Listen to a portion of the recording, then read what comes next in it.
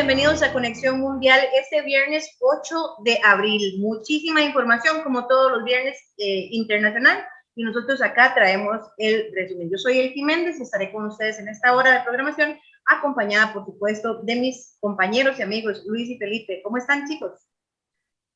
¿Qué tal, Elki? ¿Qué tal, Felipe? Un gusto saludarlos en esta modalidad que estamos teniendo el día de hoy por cuestiones de fuerza mayor. Decirles sí a los que nos siguen, a los que nos escuchan, nos acompañan cada viernes, que este es un programa que estamos haciendo grabado. El día jueves lo estamos grabando para que se reproduzca mañana. Entonces, por cuestiones de salud, lo estamos haciendo de esta manera. Contamos hoy también con Felipe, que ya desde la casa, más que nuestros invitados, ¿verdad? Que ahí nos mete la mano, no solo los viernes, sino durante toda la semana, ¿verdad? Que Y todos los normalmente días. eso no se ve, pero la ayuda en este proyecto que ha salido del corazón de nosotros, pues no hay una remuneración y eso se agradece aún más, Felipe. Muchas gracias y bienvenido nuevamente. Muchísimas gracias, Luis, Elki, siempre un placer, la verdad, estar aquí con ustedes. Como decía mi compañero Luis, la ayuda es todos los días también, así que nos pueden seguir por Conexión Sin Arte en Twitter. Ahí estamos siempre intentando darles lo mejor de todos los días y del acontecer internacional. Como siempre, agradecidísimo de estar aquí otra vez y como dicen, bueno, ya casi permanente de la familia de Conexión Mundial. Un corazón más que se une a este proyecto, definitivamente. Muy contentos de que nos acompañe Felipe. Hoy tenemos un repaso bastante importante.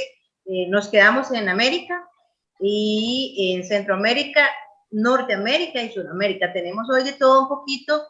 Vamos a hablar de lo que ha ocurrido porque el viernes pasado no pudimos tener programa, entonces tenemos un recuento de lo que ha ocurrido en El Salvador con las medidas tomadas con el presidente Nayib Bukele contra las pandillas, contra las maras.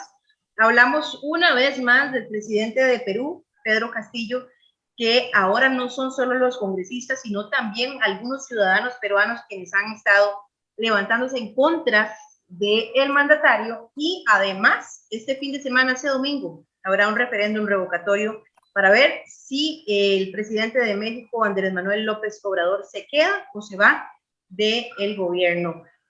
Un referéndum provocado, llamado por él y su partido, algo interesante e inédito, y que además no promete muchas esperanzas ni expectativas, porque pareciera que no tendrá ningún dato trascendental debido a la posiblemente poca participación de los mexicanos.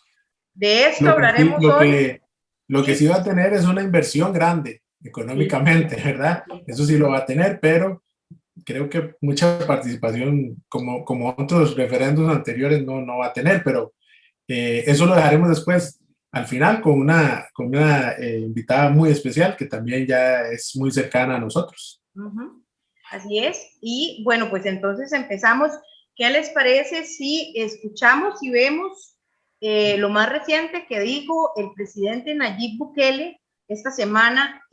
Un mensaje muy interesante, vamos a utilizar ese adjetivo para hablar sobre el mensaje que le envía el presidente a las manos. Vamos a escuchar.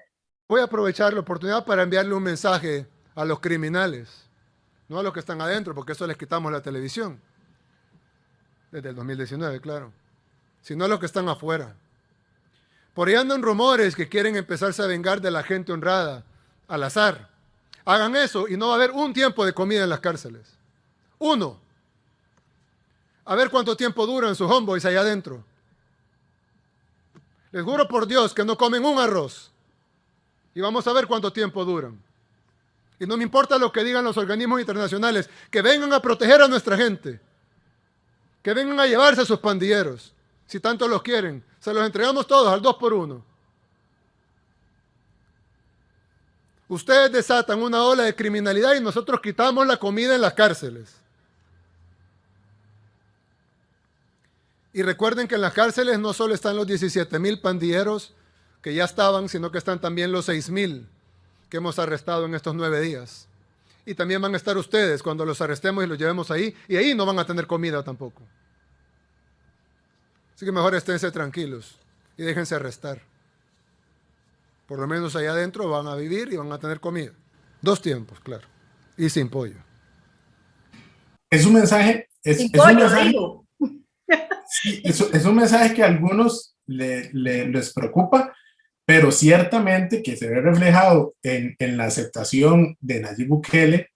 A muchos salvadoreños les gusta y, no sé decir, les encanta escuchar esas palabras del presidente y esa intención de mano dura, más allá de si es de la manera correcta o no lo es, pues al pueblo salvadoreño que ha sufrido durante muchos años de este problema de las maras, pues ciertamente le tiene que caer muy bien escuchar este mensaje. Bueno, pero es que yo creo que es lo que han esperado de un presidente en El Salvador, en Colombia, incluso contra el narcotráfico, contra las guerrillas, y bien o mal, hecho de una buena manera o de una mala manera, incluso hay más dudas con respecto a qué sucedió, porque si recuerdan ustedes, en el pasado habíamos hablado con colegas del diario digital El Faro, en donde habían lanzado una publicación de los diálogos que existían entre el gobierno de Nayib Bukele y las pandillas en las cárceles. Entonces, cuando surge esta noticia, esta solicitud urgente, porque además fue un sábado casi a la medianoche, o más bien como a la 1 de la madrugada del domingo, ¿verdad, Felipe? Que lograron reunirse los diputados para aprobar este decreto de excepción. Surgen muchas dudas y creo que esas dudas las teníamos todos los que hemos seguido la noticia internacional desde afuera, pero también los mismos salvadoreños aún creo que no tienen respuestas concretas de qué fue lo que ocurrió, si fue realmente que se rompieron las relaciones, los diálogos, porque venía además muy controlado el tema de los homicidios. Habían bajado mucho, sí. Sí, habían bajado mucho y las pandillas estaban controladas. Habían llegado incluso a pasar días sin homicidios, que El Salvador no lo veía hasta hace años. La pregunta que todo el mundo todavía se hace es ¿qué sucedió? Pero algo sucedió.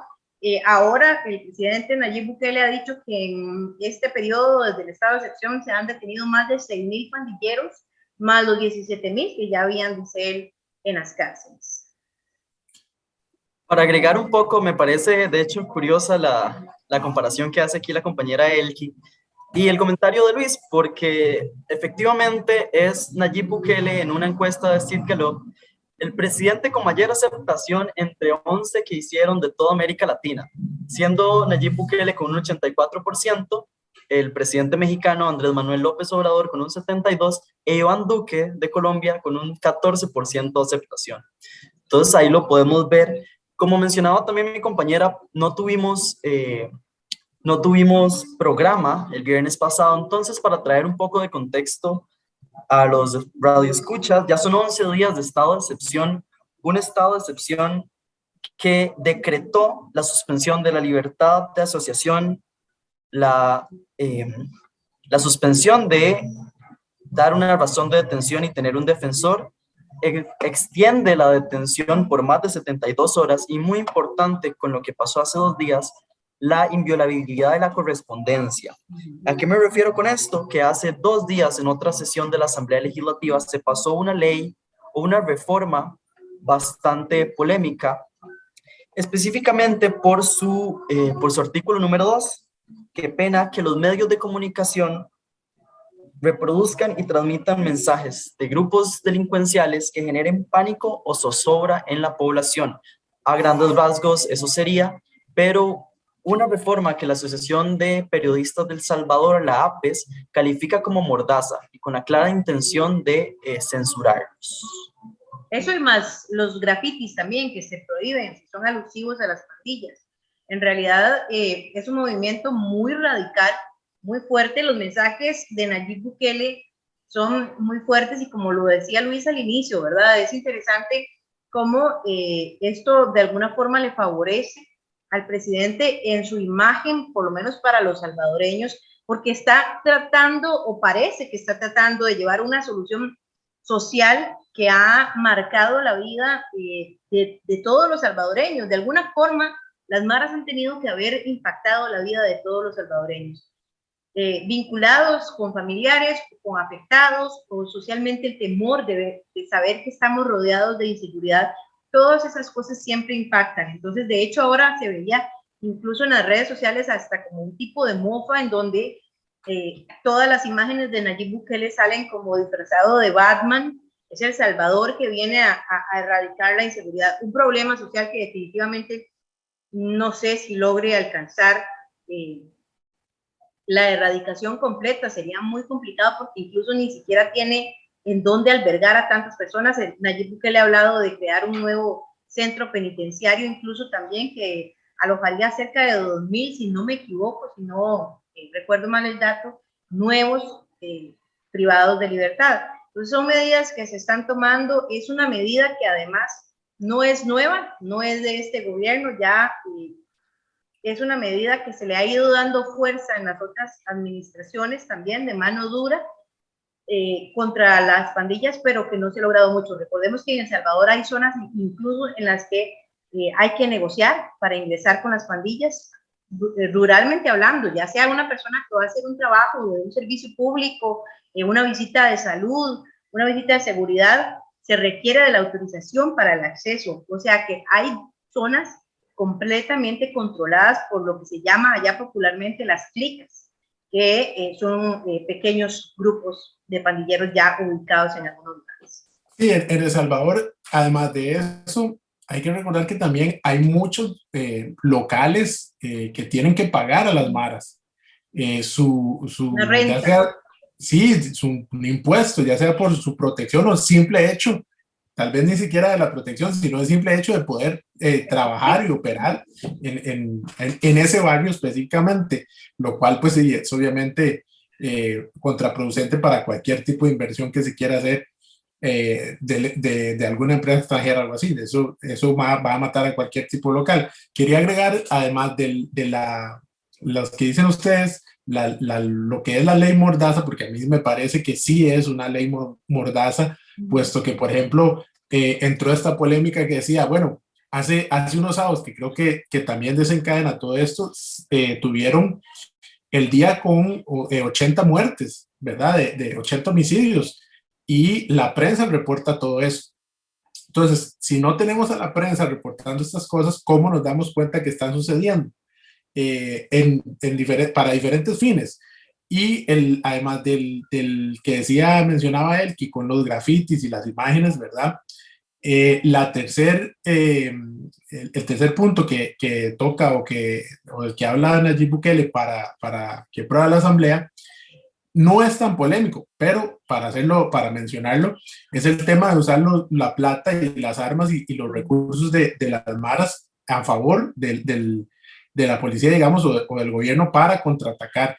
Bueno, eso no es el único país que lo hace y tal vez podría ser muy lógico, pero para mencionarlo, y que son las medidas que está tomando en esta llamada, como decía Elki, que hizo Nayib Bukele a sesionar de emergencia a la Asamblea de El Salvador, y que con la mayoría que tiene, pues cualquier solicitud vía Twitter pasa expedita en el Congreso y se va a hacer realidad.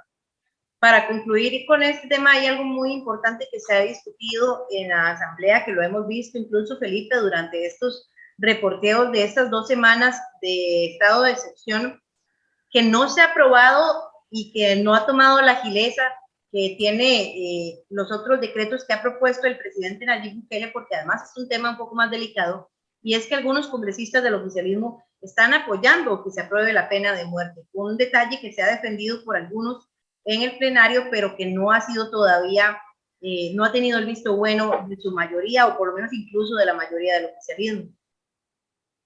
Yo les hago una pregunta que a mí, desde que estamos viendo estas noticias de El Salvador, que si no sé si puede llegar a pasar como en su momento pasó en Colombia cuando estaba Pablo Escobar y la guerra del narco, que las maras se vuelquen no solo a la ciudadanía, sino a puestos del gobierno, a ministros, al ejecutivo, a realizar un ataque ahí, porque realmente eso sería, pues, por más de si nos gusta o no el ejecutivo salvadoreño, pues de verdad sería una lástima entrar otra vez a ver una guerra de este tipo, porque si algo yo creo que es muy claro es que las pandillas y las maras no tienen ningún miedo ni ningún remordimiento en ejecutar alguna acción contra quien sea.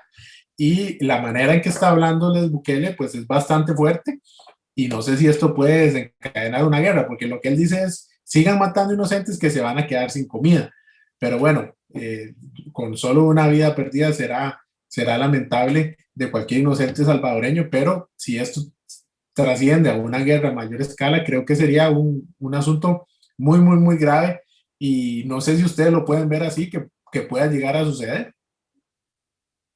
Es interesante, yo creo que es interesante por el fenómeno con el que ha ocurrido. No sé, yo no estoy tan clara de cómo se han detenido, por ejemplo, a esos 6.000 pandilleros. Para que eso ocurriera tiene que haber habido un enfrentamiento. Yo no creo que los pandilleros salgan a la calle y digan, acá estoy, me vienen a buscar. Entonces, pero nada de eso se ha visto. Entonces, es complicado también poder interpretar y afirmar algo como lo que usted acaba de mencionar. Sí, bueno, correcto. agregar que Bukele sí ha sido vocal en algunos de sus posts en Twitter, de sus muy famosos posts en Twitter, donde ha, no sé si decir celebrado, pero ha mencionado la muerte de pandilleros que han atacado al ejército y con una retórica que apela al, bueno, pero ellos están atacando a nuestro ejército, ¿qué se supone que tenemos que hacer? Entonces con eso ya se ve, y entre lo que podemos ver, entre lo que él nos deja ver, algunas muertes y enfrentamientos de los cuales no estamos escuchando del todo. Pero ¿quiénes son? Es que es precisamente ese el punto, o sea, todos nos hemos informado a través de Nayib Bukele. O sea, el único emisor de la información es él. Los medios de comunicación están censurados en muchos de sus contenidos. Vemos en redes sociales lo de las policías ya. Para agregarte ahí, censurados, no a raíz de esto, algunos desde hace un tiempo atrás ya vienen sufriendo esto, para que no digamos también que es solo por el asunto de las malas, ¿no? Desde algún tiempo ya venía sucediendo. Bueno, vamos a ver qué pasa con este tema que además se ha robado muchísimo de la agenda internacional, no solamente para nosotros, sino para todos los medios que cubrimos noticias internacionales. Vamos a hacer una pausa porque nos queda también hablar de Pedro Castillo, de qué es lo que está pasando, que será en el próximo momento. Conexión Mundial. Continuamos en Conexión Mundial, como lo dijimos al principio, Perú no deja de ser noticia en el mundo, Pedro Castillo tampoco. Hace algunos días, por segunda vez en 8 meses, los congresistas no logran ponerse de acuerdo y declarar la vacancia contra el presidente. Sin embargo, esto no significa tampoco que tenga un buen ambiente. Desde el 28 de marzo se desató una crisis social por los altos precios en los combustibles por parte de los transportistas y se lo fueron uniendo luego algunos otros, principalmente agrícolas, por la difícil situación que se está viviendo. Un dato importante antes de darle el espacio a mis compañeros que quiero destacar en este momento es que dentro de las medidas que Pedro Castillo tomó es aumentar un poco el salario mínimo de los trabajadores de Perú, pero el 80% de los trabajadores de Perú son trabajadores independientes, o sea que esto no repercutió en absolutamente nada y eso es lo que tiene descontenta a la población. Un 10% del salario mínimo. Esto al final, este tipo de incrementos de esta manera, tratando de apaciguar el momento, al final económicamente se te devuelve y te explota en la cara de alguna manera, ¿verdad? El dar así la plata. Pero claro, como dice él, en un país donde el 80% es trabajador informal, pues no, esta medida no, a nadie le va a llegar. No, aquí lo que sorprende con Pedro Castillo es que cada vez que sucede algo, es la mayor crisis, la que sigue es la mayor crisis, y la que sigue es la mayor crisis, o sea, tiene nada de ser presidente, y el camino ha sido realmente una tortura. Su desaprobación es muy alta, sus cambios constantes en sus ministros, a veces de día nada más. Realmente la situación que vive Perú es muy complicada en este momento con Pedro y lo que ya venía, ¿verdad? Como si recordamos 4 presidentes en 4 años, si no me equivoco, ¿verdad? Era muy, Llevan muy 6 en 5 inestable. años. Y la medida que puso de su toque de queda, pues la tuvo que quitar a los pocos horas. Y eso aún así no apaciguó a la ciudadanía, que en este momento todavía sigue en las calles. Ya hay muertos, hay heridos, hay secuestrados. La situación es que 7 de cada 10 peruanos dicen que Pedro Castillo no va a concluir su mandato. Y eso en este momento, pues creo que es algo bastante razonable de que vaya a suceder. Porque Destaco, ha perdido el apoyo hasta en los sectores rurales, llamémoslo así, que le dieron la presidencia. exacto. Destaco 2 aspectos importantes para ya ir cerrando también. El otro día hablaba con Felipe sobre estas noticias.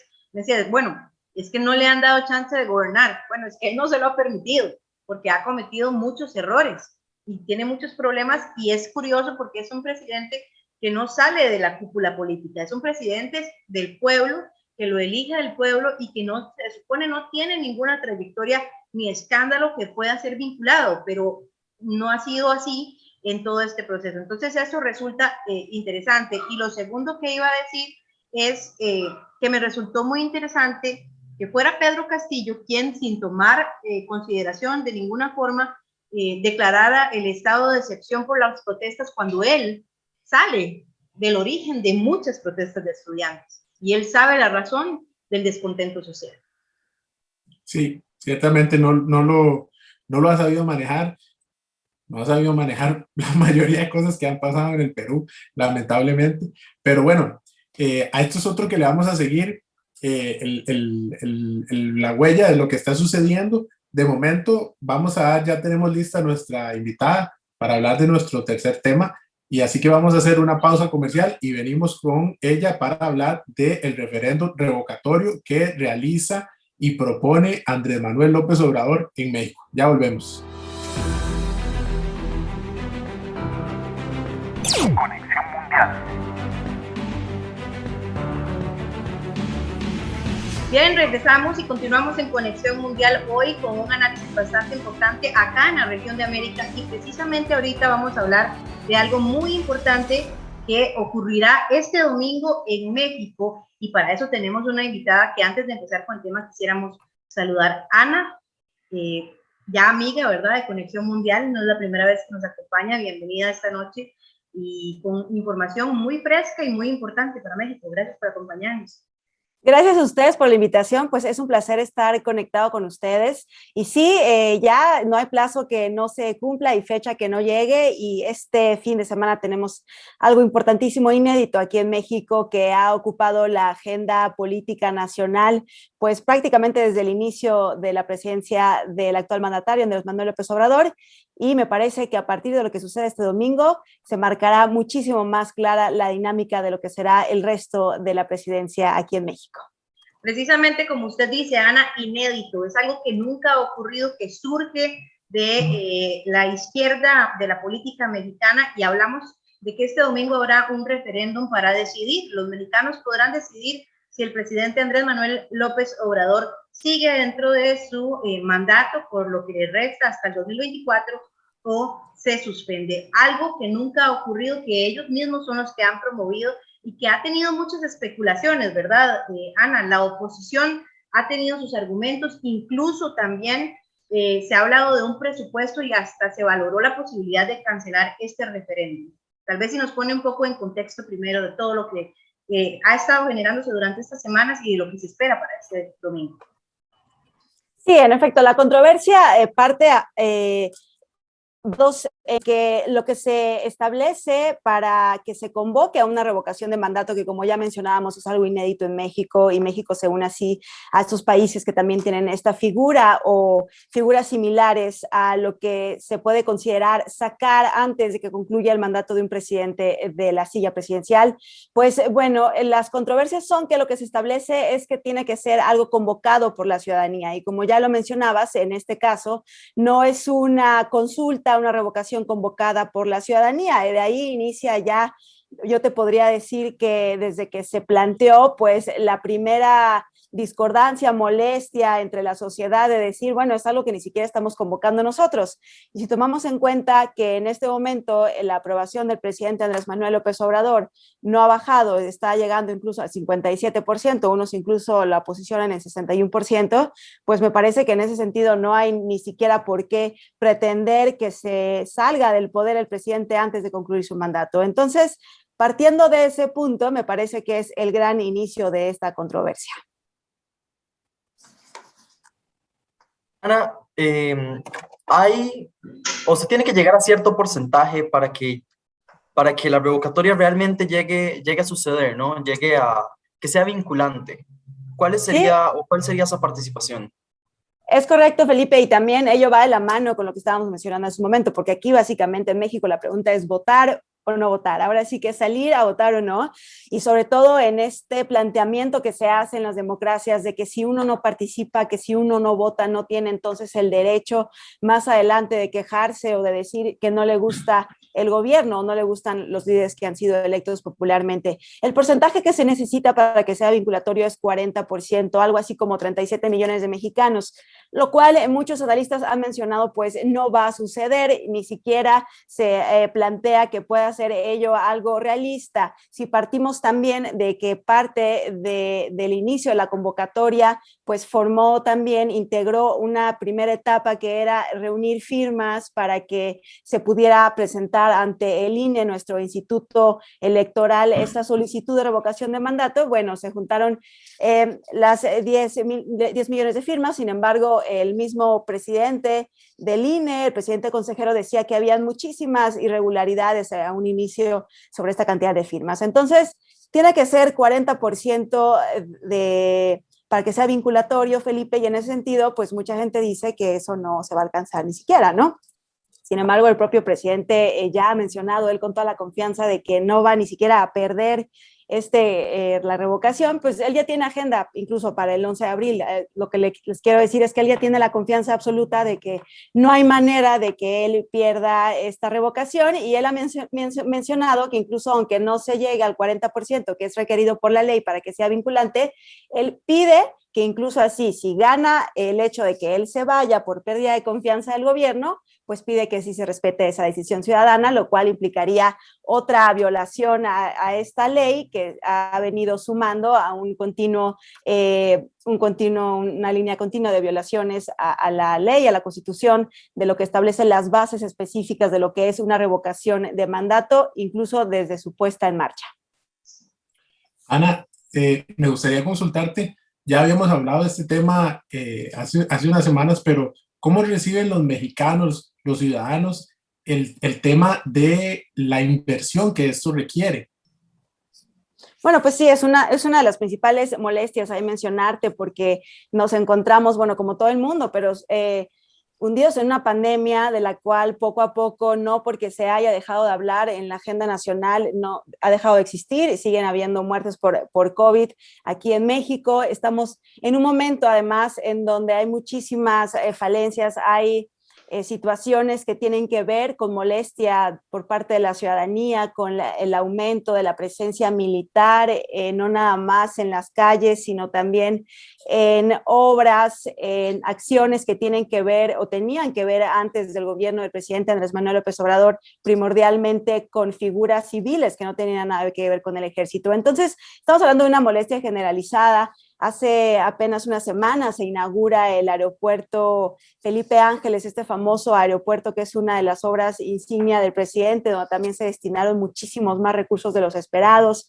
Está también en discusión el tema de la construcción del Tren Maya, específicamente el tramo 5 que está en la península de Yucatán, donde también se están muchísimos recursos y hay que mencionar que ha habido muchas modificaciones. Entonces, si hablamos de lo que está sucediendo en un contexto donde hay mucho gasto, donde hay mucha necesidad, donde además hay pérdida de empleos, donde además se exigen también cosas básicas como que se pueda cumplir con el costo de la canasta básica para alimentarnos, pues el pensar en organizar una elección como esta, una revocación, pues claramente es uno de los puntos que están en la mesa de discusión, ¿no? Yo quisiera preguntarle, Ana, algo que me generó mucha curiosidad y muchas dudas. En Costa Rica, el Tribunal Supremo de Elecciones es un ente regulador, es quien organiza el proceso electoral y tiene mucha importancia, pero también mucha autoridad.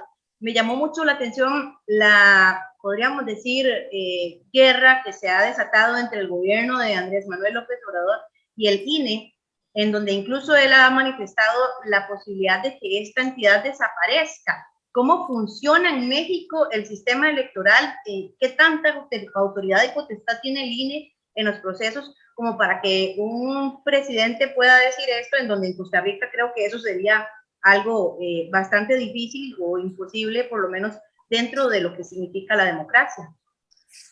Bueno, si me permite decirlo, mucho de lo que ha mencionado, mucho de lo que dice el presidente Andrés Manuel López Obrador, también es un escándalo y aún así sucede, ¿no? Entonces, mencionarte que a pesar de ello, y como ya lo dices tú, si eso se dijera en países como Costa Rica, pues sería algo gravísimo, pues aquí también lo es algo gravísimo y es algo que justamente ha estado igualmente en la discusión. Se plantea a algunas personas desde la oposición que este ejercicio de propaganda oficial, porque como te lo mencionaba a un inicio, no fue un ejercicio solicitado por la ciudadanía organizada que quiere que el presidente se vaya, nadie lo está pidiendo en ese sentido, se plantea que esto puede ser el inicio del fin para la relación ya en sí frágil entre el gobierno de Andrés Manuel López Obrador y el INE, que en muchas ocasiones ha venido advirtiendo el propio presidente que es un instituto demasiado caro, en donde además no se obedece a lo que la ciudadanía quiere y él quiere federalizar las elecciones, la organización de las elecciones, y el INE es un órgano que ha costado muchísimo, no nada más a los ciudadanos mexicanos, sino también hacia el exterior. Se ve como un órgano de bastante confianza para la celebración de elecciones. Y me parece que una de las partes que se discuten más o uno de los focos en los que está puesta la atención de los mexicanos es si este ejercicio de revocación de mandato y que no se pueda llevar a cabo como el presidente desea. ¿A qué me refiero? Que no exista la participación que él busca. No hablemos de que él lo pierda, porque como ya lo mencionaba, él tiene la certeza de que no lo va a perder, ¿no? Pero si no existe la cantidad de gente en las calles votando, si no existe un conteo distrital rápido, porque se tiene que entregar este conteo, estos resultados la noche del domingo, los tendremos ya aproximadamente quizá a las 9, 9:30, 10 de la noche. Si no existen las condiciones que a él le parecen de cómo se está celebrando la revocación de mandato, pues se ha dicho en muchas ocasiones, analistas mencionan que puede ser ello el inicio de esta gran guerra que termine por diluir un organismo tan importante autónomo como el INE. El INE tiene la confianza de la ciudadanía, se ha ido ganando esta confianza, incluso es el INE, el propio instituto, el que le da la victoria en 2018 al presidente Andrés Manuel López Obrador, es el propio INE que en las elecciones pasadas intermedias pues también ha dado la victoria a un porcentaje importante al partido del presidente. Entonces resulta interesante, por decir lo menos, pensar por qué el presidente ahora no confiaría en la actuación del INE a partir de este evento para adelante, ¿no? Y pues sí, es una de las discusiones, hay temor, la realidad, para decírselos, de que pueda disolverse este instituto y que si es el ejercicio de la revocación de mandato, el inicio del fin para el Instituto Nacional Electoral. A mí me llama la atención, considerando este primer, digamos, referéndum que tuvo Andrés Manuel López Obrador, para enjuiciar a los expresidentes, alcanzó alrededor de un 8% de participación. ¿Se espera más? ¿Se espera menos para esto? ¿Es un termómetro lo que pueda ocurrir este domingo? Sí, ahí considero, Felipe, que es un ejercicio además distinto, porque en el caso del enjuiciamiento de los presidentes, que además, bueno, también ese fue otro tema que se criticó muchísimo al presidente, porque tampoco era vinculante, tampoco era algo que además estaba ya establecido, que el presidente en todo caso no tendría por qué preguntarle a la gente si se tiene o no que impartir justicia, ¿no? Pero en el caso de la revocación de mandato es algo que es promovido desde el gobierno y que en ese sentido lo que hemos visto en las últimas semanas, conforme nos vamos acercando a la fecha, es que han habido movilizaciones a favor y en contra de este ejercicio. Apenas el día de ayer hubo una gran movilización en la Ciudad de México, en donde hay que decirlo, y yo les invito a que vean las imágenes, en redes sociales las busquen, pues se veían estos camiones, autobuses, de donde iba bajando la gente casi que con su su refresco y su torta, que aquí en México es muy conocido el término de acarreados, en donde se manifestaron y muchos de ellos incluso no sabían ni siquiera lo que estaban haciendo. Entonces, mencionarles que eso ha sido uno de los focos donde también se ha puesto la atención, saber si en realidad la gente va a salir o no a votar. Considero que en ese sentido también es importante mencionar, Felipe, que a pesar de que la misma ley contempla que se tuvo que haber quitado la publicidad gubernamental, que no tenía que haber nada que tuviera que ver con promover el voto, pues las calles de la ciudad, de varias ciudades de los estados de la República que he tenido en estos meses oportunidad de visitar, pues están llenas de publicidad en donde se promueve la participación, lo cual también claramente es una afrenta para lo que marca la ley en el sentido de promover o no el voto. Entonces, pues será la gran duda, Felipe, si hay o no esta gran participación. Considero que no se va a llegar a que se pueda alcanzar el 40%, porque estamos hablando de un número pues muy grande de votos en un ejercicio que no va más allá o no está realmente vinculado con que si hubo o no la publicidad o que si hubo o no por parte del INE la suficiente difusión, que hay que mencionar, claro que sí lo hubo, una gran organización de foros ciudadanos para informar a los mexicanos sobre ese ejercicio. Creo que el hecho de que los mexicanos salgan o no a votar no va a estar relacionado específicamente con que estemos o no informados sobre lo que va a pasar, porque claro que estamos informados sobre lo que va a pasar, sino en este dilema que se ha creado en tanto a, como decimos los mexicanos, hacerle o no el caldo gordo al presidente en este ejercicio que busca hacer un ejercicio de propaganda en donde básicamente parece ser que él busca validar esta aprobación que ya todo el mundo sabe que tiene, ¿no? Entonces está dividida la población y la opinión entre saber si vamos o no a hacerle el caldo gordo al presidente en este ejercicio de que ha sido nombrado por muchos como propaganda oficial,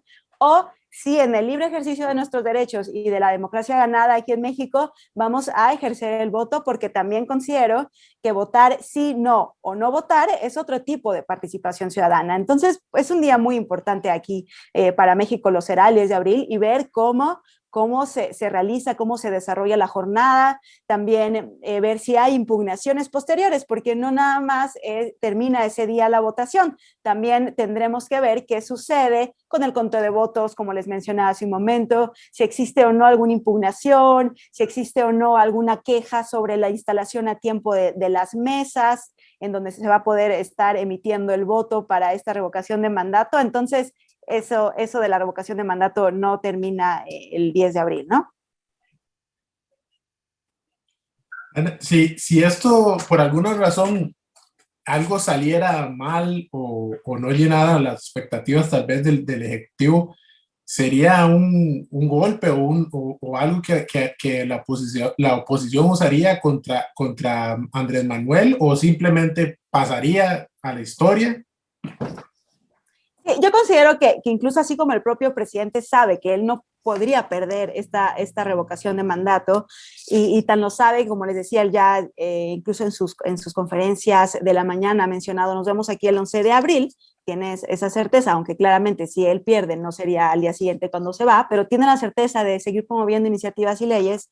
Pues considero que sería algo que incluso el propio presidente, y esa es mi opinión muy, muy personal, estaría esperando que suceda. O sea, estar esperando que no exista la participación suficiente para entonces él decir, bueno, es que como les iba mencionando, el INE no hizo el trabajo que hacer, de publicitar, de informar a la ciudadanía sobre este ejercicio, luego entonces el INE no funciona, luego entonces, como pueden ver, no estuvieron las mesas instaladas a tiempo, hay que reformar al INE, hay que hacer algo para cambiarlo, porque en este ejercicio en donde fueron llamados mexicanos a votar para algo que tiene que ver directamente con la confianza que tienen a este gobierno, no, pues no salieron a votar. Entonces, no sé, yo ahí podría comentarte que en mi impresión es que el presidente tanto sabe que no podría perder este ejercicio de revocación de mandato, como también pues, se podría esperar esta poca afluencia, y entonces a partir de ahí quizá habría una estrategia para accionar en los meses subsecuentes sobre lo que es la participación ciudadana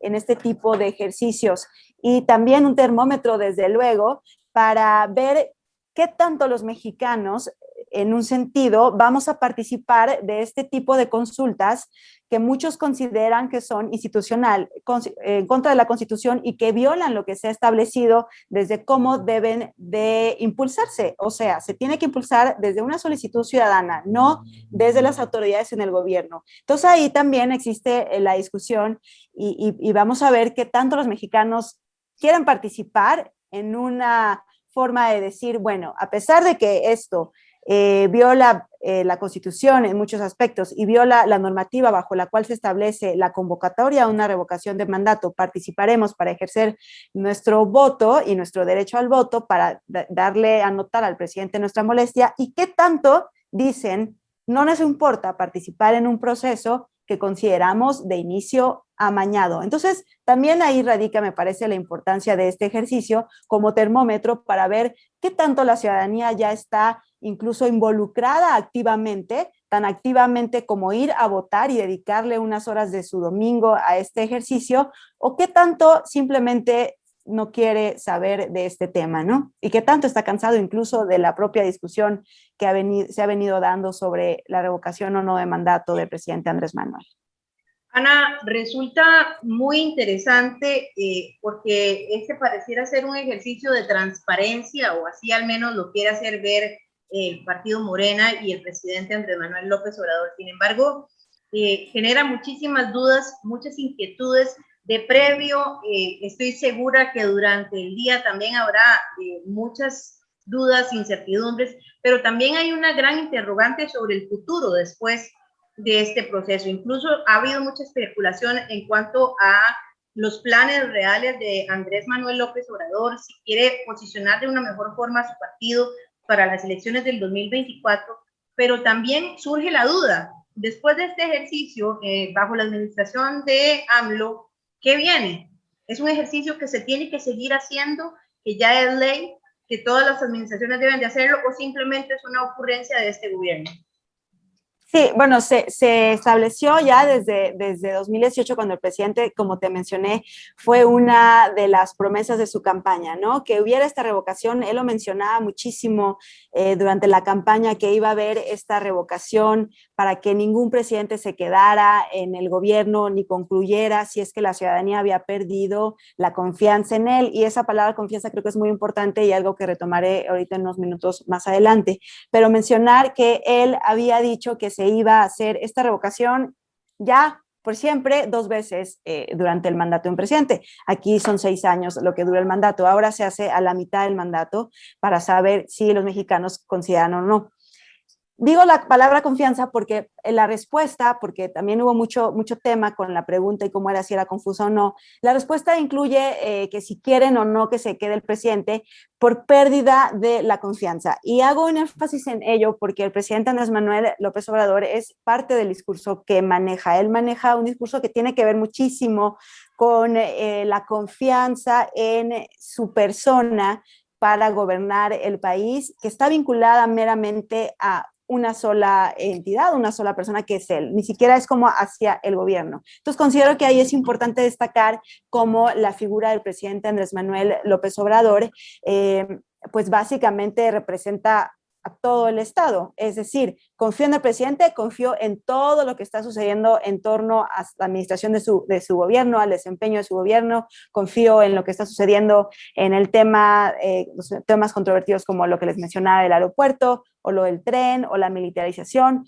O sea, es como decir que si confío en el presidente como persona, confío en todo lo que sucede en su gobierno. Y ahí creo que es una pregunta o una opción de respuesta que también va muy de la mano con esta idea de la figura del presidente, de ser él el Estado. Y bueno, lo que sucederá en todo caso, considero yo más adelante, es que va a seguir existiendo esta figura porque se hizo esta ley de revocación de mandato. Sin embargo, tendrá que ser una figura que, si bien es un arma muy importante para los ciudadanos, en el caso de que consideren que un presidente ha perdido la confianza o que no está haciendo bien las cosas, la pueden usar. Considero que es un arma muy peligrosa porque ningún ciudadano o ningún país querría de pronto, a la mitad del mandato de un presidente, cortar un gobierno y dejar a merced de un Congreso, si bien es electo democráticamente, la decisión de quién va a ser la nueva cabeza de gobierno, ¿no? Entonces, es un arma muy, muy peligrosa también, que yo considero, está bien que exista, sin embargo, tiene que usarse con mucho cuidado y solo en momentos de verdaderamente de mucha necesidad. Además, muy costosa también. O sea, resulta muy caro cada 6 años hacer en el medio un referéndum que requiere casi un presupuesto similar para hacerse bien de lo que debería ser un proceso electoral normal. Sí, sí, y también además de los costos, claramente que además aquí fue la discusión porque se recortó la mitad del presupuesto, lo que implica la movilización y capacitación de personal. Aquí la gente que participa siendo funcionarios de casilla o haciendo el conteo de votos, presidentes de casilla y demás, pues son ciudadanos que son convocados, que son capacitados, que no nada más es su tiempo, ¿no? Sino la capacitación que implica, la instalación de mesas, todo lo que implica una elección así, sí, claramente es costoso, claramente también tiene mucho que ver con una organización que lleva a cabo el INE, por eso reitero que, bueno, es un órgano que ha sido validado y en el cual la ciudadanía tiene mucha confianza y considero que ahí lo importante es fortalecer las instituciones democráticas en el país, más que pelearse con ellas y más que de alguna manera querer asumir el control de todo lo que funciona en torno a un país como es México, ¿no? Entonces, considero que deben existir estos órganos autónomos, separados de la administración del gobierno, no nada más un órgano que regule, que organice las elecciones y vigile, sino también órganos que tienen que ver con transparencia, órganos que tienen que ver con el ejercicio del poder y también ahí las auditorías que se hacen a los funcionarios, ¿no? Entonces, ahí el INE juega un papel importantísimo que habría que, en mi opinión, conservar. Si se tiene que modificar algunos temas que tengan que ver con salarios, algunos temas que tengan que ver con presupuesto, bueno, que se revise y entonces a partir de auditorías formales y serias se haga. Sin embargo, pensar en que ya no exista el INE me parece algo pues preocupante, por decir lo menos, en cualquier país y bueno, en este sentido en México, tanto tiempo que nos ha costado que exista un órgano así, ¿no? Ana, en un futuro más próximo, sin pensar en en las próximas administraciones, y después de este referéndum, ¿qué nos deparan los próximos 2 años de AMLO? Bueno, pues partiendo, Felipe, yo creo que este referéndum será importante, ya les decía, en tanto a fijar la agenda de lo que vendrá siendo los últimos años en el poder del presidente Andrés Manuel, porque tiene mucho que ver con la participación ciudadana y tiene mucho que ver con el poder de convocatoria que tiene el presidente. También ahí creo que va respondiendo un poco lo que me plantean hace un momento, si se espera o no esta participación. Creo que es un termómetro que va a marcar, pero también va a ser el inicio de una página sobre qué puede suceder con la dinámica gobierno-ciudadanía en tanto a convocatoria, en tanto a saber cómo se mueve la oposición y qué tipo de acciones realiza la oposición.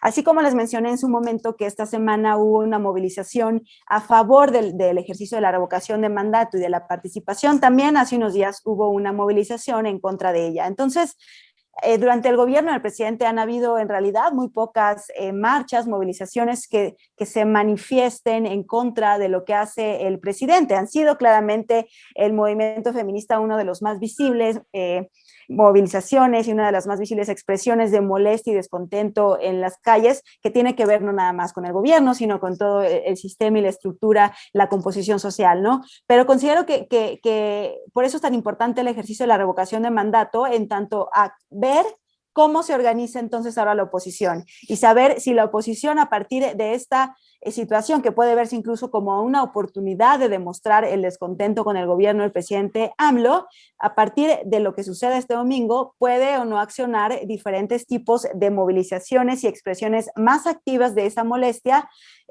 participando en la revocación, votando porque él se vaya, o quizá anulando el voto. En la papeleta que se imprime para los mexicanos aquí en el país, son las dos opciones nada más, que se vaya o que se quede. En la del voto en exterior está la opción del voto nulo. Entonces, habrá que ver también cuál es el poder de movilización de la oposición. Y creo que por eso, Felipe, a partir de este ejercicio del domingo 10 de abril, se podrá dibujar aún más quiénes van a ser las figuras que van a estar representando oposición al gobierno del presidente, pero ya desde algo más activo, probablemente con este abstencionismo o probablemente con esta figura de no querer participar en lo que el presidente promueve y dándole pues la espalda a estas iniciativas que promueve el presidente.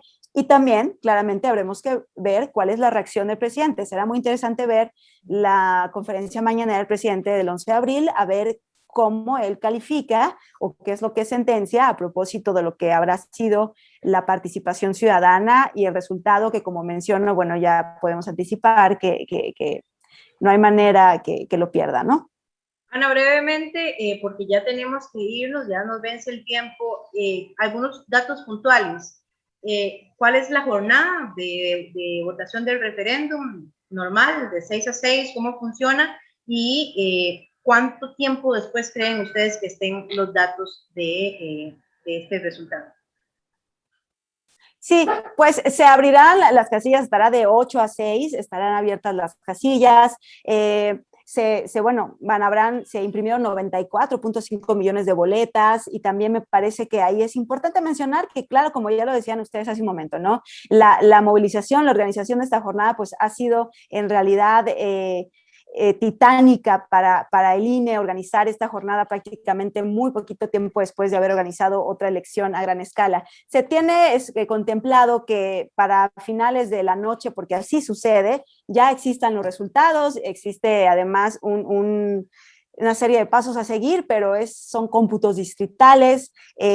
Reitero, no hay tanto que decidir más que se votó por sí o no. Entonces yo esperaría que al final de la jornada del domingo, el INE, como lo ha hecho puntualmente durante las elecciones, pueda tener un resultado sobre lo que sucedió y cuáles fueron ahí en ese sentido los márgenes de participación, cuáles fueron las incidencias, si es que se reportaron algunas, y también podrá tener ya una respuesta sobre esta revocación de mandato, ¿no? Porque una vez que termine el conteo de votos, bueno, sigue también de manera ininterrumpida la difusión de votos, y también mencionar que ahí el Tribunal Electoral del Poder Judicial de la Federación entonces pasará a tener una importancia en la etapa posterior de la votación, porque entonces si hay alguna impugnación o si existe algo que se contemple dentro de alguna irregularidad, pues tendrá que ser el tribunal el que responda y pueda dar alguna sentencia sobre lo que fue o no esta elección. Sin embargo, considero que para la noche del domingo ya habrá suficientes elementos para poder tener resultado, y entonces será la mañana del lunes.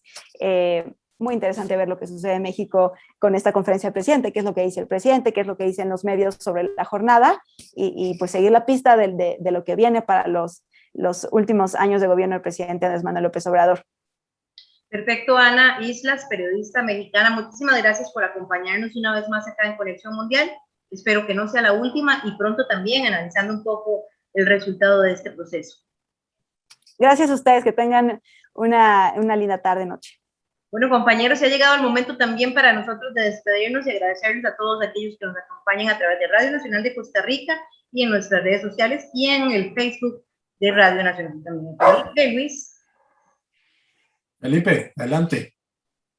Muchísimas gracias. Bueno, una vez más acá, agradecerles a todos los radioescuchas también que nos pueden seguir fielmente por Twitter, Conexión Sin Art. Muchísimas gracias y que tengan un lindo fin de semana. Muchas gracias Ana nuevamente. Nosotros nos veremos y nos escucharemos el próximo viernes, y de momento los dejamos con nuestros compañeros de 13 Costa Rica Noticias. Muchas gracias.